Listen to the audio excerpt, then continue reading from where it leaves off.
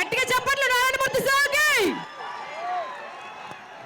Cinema గురించి ఎంత గొప్పగా చెప్పారో, ఎన్నో వాల్యూస్ నేర్పించే సినిమా అండి. ఎంత సరదాగా, ఎంత అల్లరి చేస్తూ మన బంగారాజు మన అందరినీ కవ్వించడం కోసం చేసిన బండి పనులు చిలిపి కృష్ణుడిలాగా. But at the same time కుటుంబంతో ఎలా ఉండాలి, ఎలా మెలగాలి, బ్రతికున్నప్పుడే రా ప్రేమలంటూ ఎంత గొప్పగా చెప్పే సినిమా.